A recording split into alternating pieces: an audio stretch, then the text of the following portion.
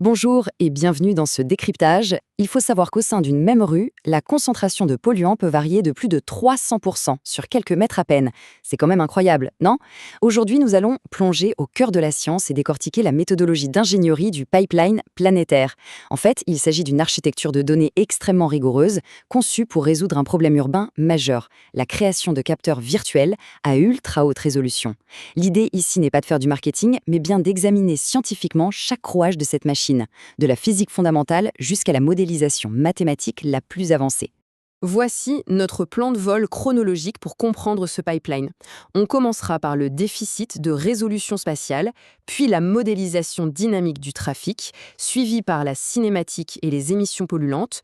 Ensuite, nous aborderons les solveurs de dispersion physique, la fusion géostatistique et enfin l'architecture et les scénarios prédictifs. Section 1, donc, le déficit de résolution spatiale. C'est la limite physique de la surveillance urbaine actuelle. Il est absolument crucial de bien comprendre ce blocage de départ. Concrètement, le biais spatial est une contrainte majeure. Aujourd'hui, les modèles régionaux, comme Copernicus par exemple, opèrent sur des mailles géantes, typiquement de 10 km sur 10. Le problème, si un pic extrême de dioxyde d'azote de l'ordre de plus 300% se produit à l'intérieur d'un canyon urbain, la maille régionale est tout simplement trop vaste. Cette variation ultra localisée est mathématiquement lissée. Elle est totalement effacée par les modèles macroscopiques.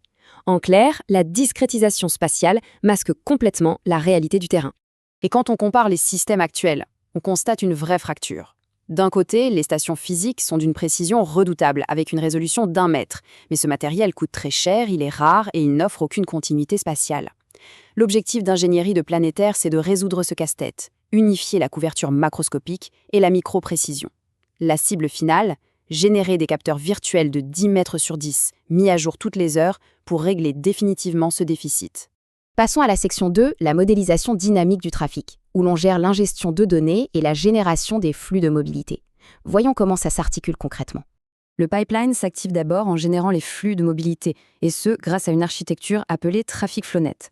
C'est un modèle d'apprentissage profond de deep learning qui va littéralement digérer des descripteurs de graphes statiques, comme le nombre de voies ou la courbure de la route, et les croiser avec de la télémétrie dynamique. Le réseau génère ensuite des profils de flux spatio-temporels sur 24 heures pour absolument chaque petit segment du réseau routier. Mais attention, on ne s'arrête pas là. C'est ici qu'intervient la première grande réconciliation des données. Les prédictions du trafic FlowNet ne sont pas laissées dans la nature. Elles sont continuellement étalonnées par des données de vérité terrain en temps réel, captées par des compteurs physiques que l'on appelle avatars. Cette boucle de rétroaction dynamique permet au modèle de corriger ses pondérations en permanence. Ça garantit une réactivité immédiate face aux vraies conditions de circulation. Section 3, la cinématique et les émissions polluantes. Maintenant qu'on a nos flux de trafic, il faut générer les émissions à la source.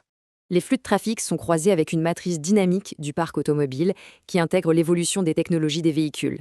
Et là, le moteur scientifique ne se contente pas de moyenne, il calcule les émissions à partir de la cinématique exacte. Le calcul prend en compte l'accélération, la vitesse instantanée et même la pente de la route. C'est cette modélisation strictement physique qui permet d'obtenir des données d'entrée structurellement valides. La distinction est vraiment frappante quand on compare les méthodes. L'approche macroscopique classique, comme le modèle Copert, a tendance à lisser les émissions sur un axe entier. À l'inverse, l'approche cinématique de Planer-R permet une décomposition hyper précise, brin routier par brin routier. Avec cette granularité, on sait exactement où les polluants sont émis, notamment lors des coups de frein ou des fortes accélérations. La résolution spatiale est nettement supérieure dès la source. Ce qui nous amène à la section 4, les solveurs de dispersion physique. Que deviennent ces polluants primaires? Eh bien, ces polluants sont injectés directement dans le moteur Dispersity.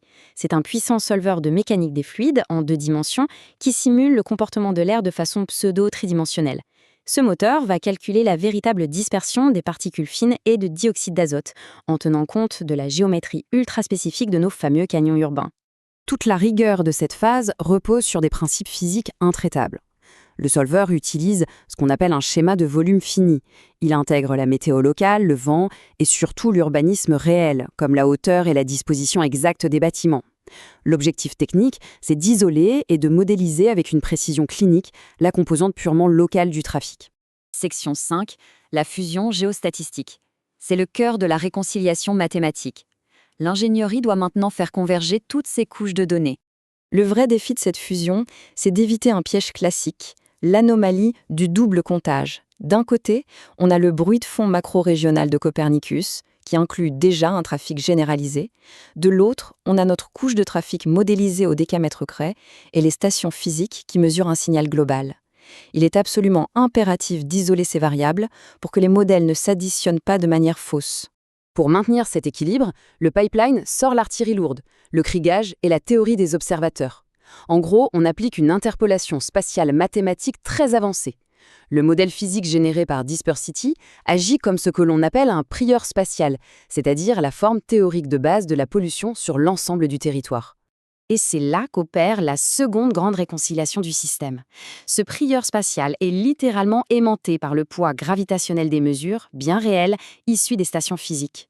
La modélisation physique donne la forme de la rue et la vérité terrain corrige la moindre dérive de la ligne de base.